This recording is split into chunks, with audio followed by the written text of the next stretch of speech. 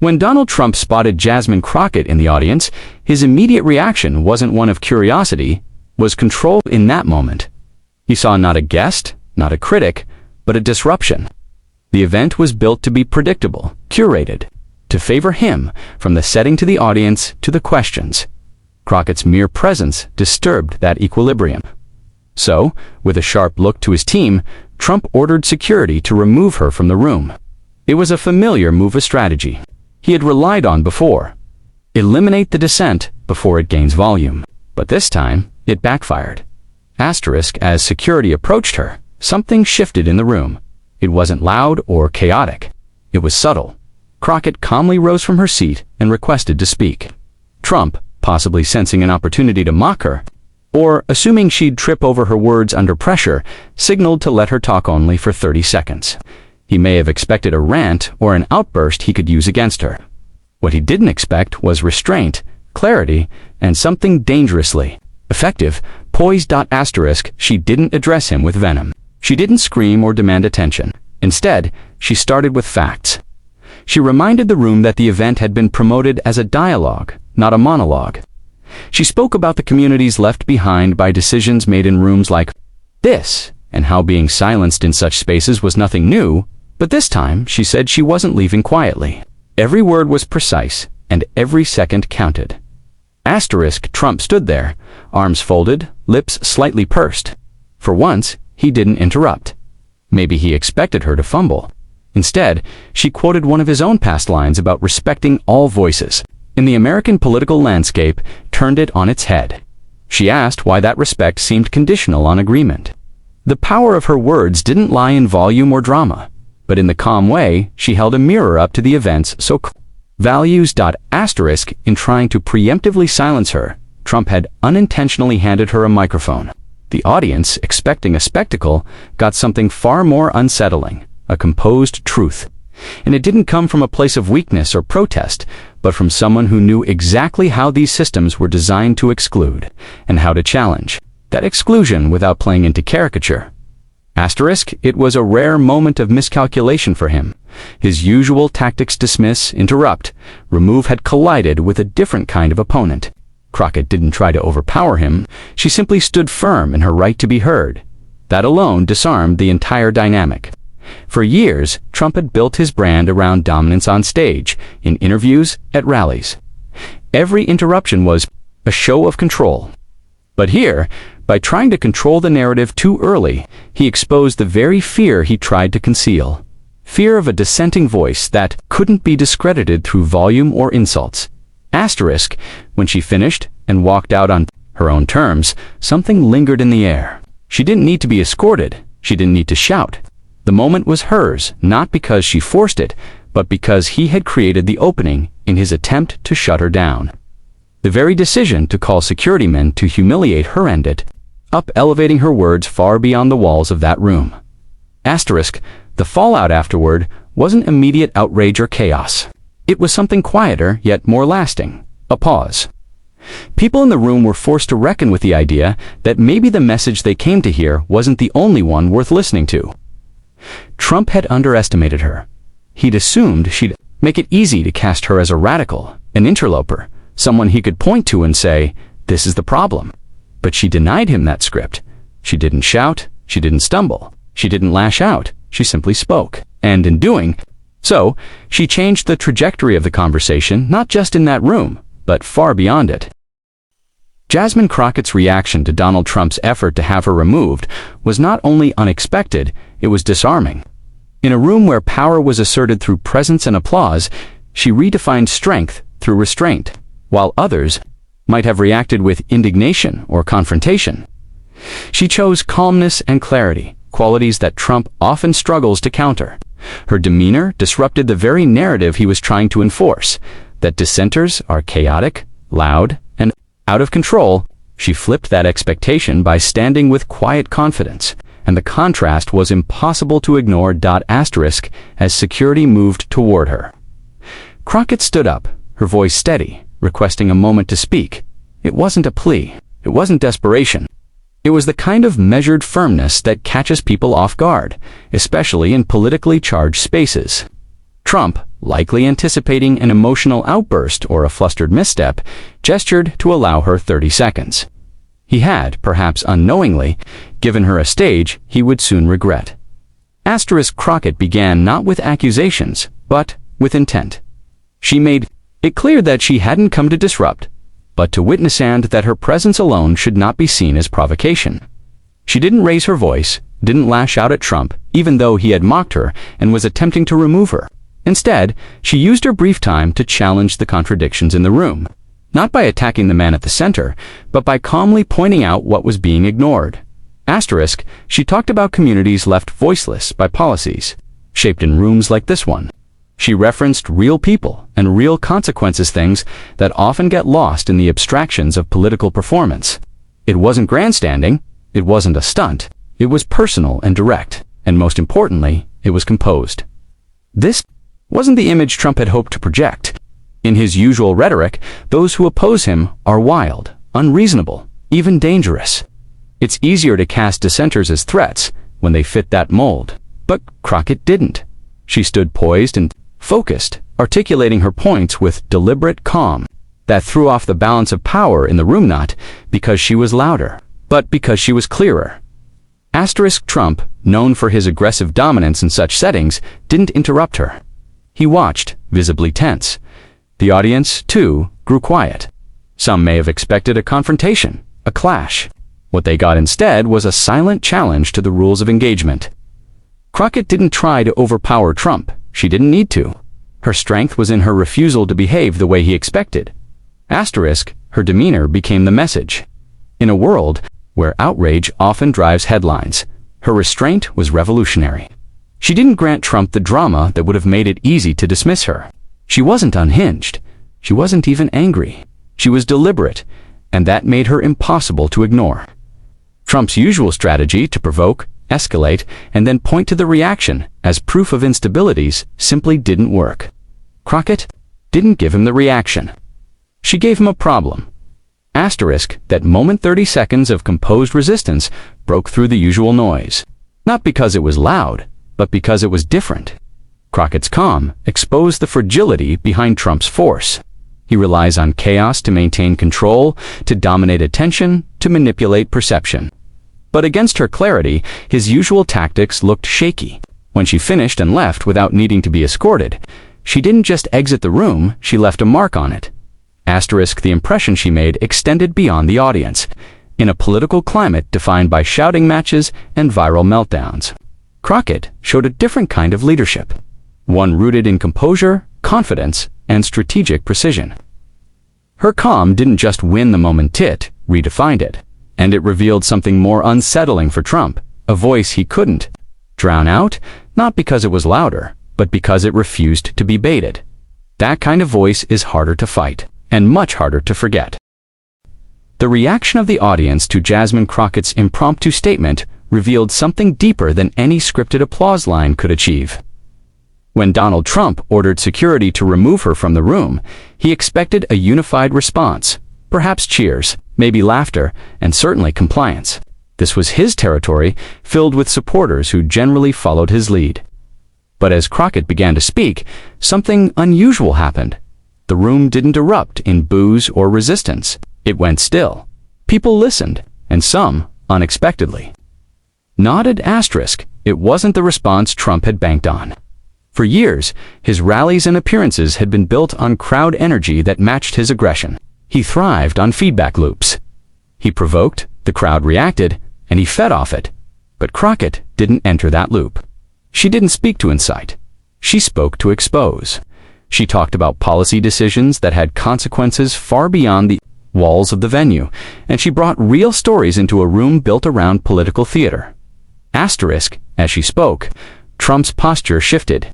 His arms tightened across his chest. He didn't interrupt, but he didn't look relaxed either. What he seemed to register, perhaps for the first time in that moment, was that not everyone in the audience was immune to a calm, reasoned critique. Some people were listening not as followers, but as individuals, and that made the room unpredictable. A few people clapped near the end of her short remarks. The audience was entirely his. That kind of moment, even brief, can leave a dent in the illusion of total control. Asterisk, Trump noticed. His strength in public appearances often lies in his ability to sense the crowd and dominate it. He plays off every reaction, every murmur. But Crockett's presence and poise altered the mood. Suddenly, the air wasn't charged with anticipation of his next punchline, but with an awareness that something unscripted and real had taken place. He tried to pivot back to his prepared talking points, but the rhythm was off. The dominance he'd maintained so carefully had been punctured by 30 seconds of composed challenge.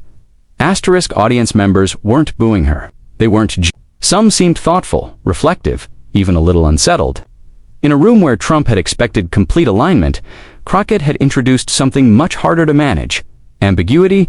And ambiguity is dangerous in Trump's world because it suggests that minds might still be open, that hearts might still be reachable, that control is not absolute. Asterisk, after she exited the room on her own, without needing to be escorted, the conversation didn't immediately return to Trump's script. Whispers started. Phones were pulled out. People were replaying what had just happened, some visibly curious, others clearly trying to understand what they had just witnessed. Trump continued speaking, but the energy had shifted. It wasn't defiance, it was a crack. Asterisk, it's easy to control a room when everyone expects confrontation and drama. It's much harder when the unexpected takes the shape of someone who speaks softly but leaves an impact. Crockett didn't steal the spotlight. She redirected it briefly, strategically, and effectively. And in doing so, she showed that not every audience will always follow the script, even one as practiced and loyal as Trump's. Asterisk, for Trump, the unsettling part wasn't that she spoke it, was that people listened, that some were affected, that she didn't need to raise her voice to shift the atmosphere. That kind of influence is much harder to dismiss or mock. When the cameras captured some in the crowd nodding or clapping lightly, it signaled that the room wasn't as airtight as Trump may have believed. In politics, especially in the kind of personality-driven spaces Trump thrives in, perception is power.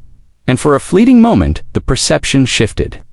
Crockett's calm didn't just challenge him, it changed the crowd, even if just a little. And sometimes, that's all it takes.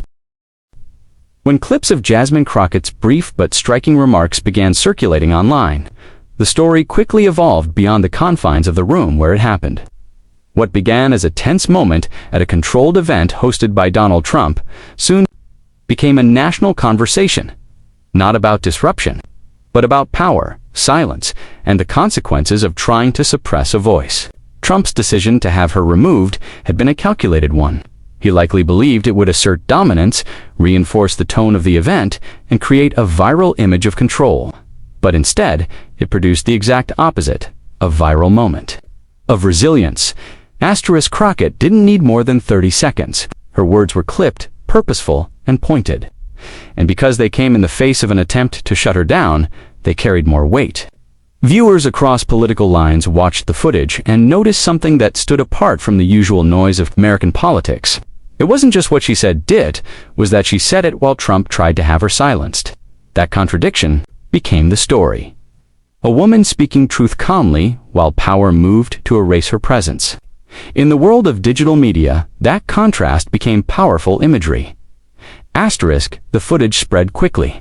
It hit social platforms within the hour, gaining traction first among Crockett's supporters, then within broader political circles, and eventually, within the media outlets that monitor every move Trump makes. The narrative flipped. Instead of Crockett disrupts Trump event, headlines read, Crockett speaks before ejection, leaves audience silent.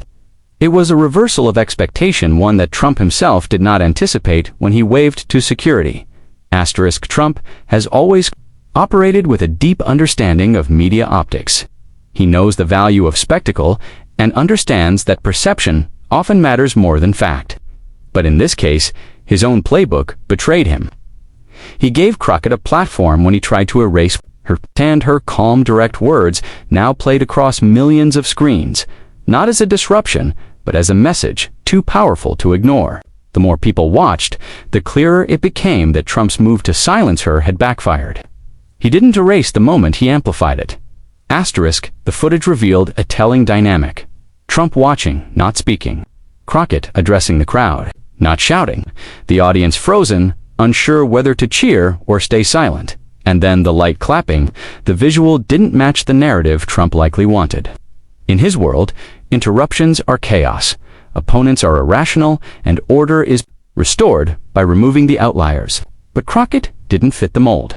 She wasn't chaotic, and she wasn't irrational. She was the most composed person in the room. Asterisk, as the video gained momentum. Even some conservative-leaning voices acknowledged that she had handled the moment with grace. That acknowledgement, small as it may have seemed, chipped away at the idea that Trump controls every narrative in his orbit.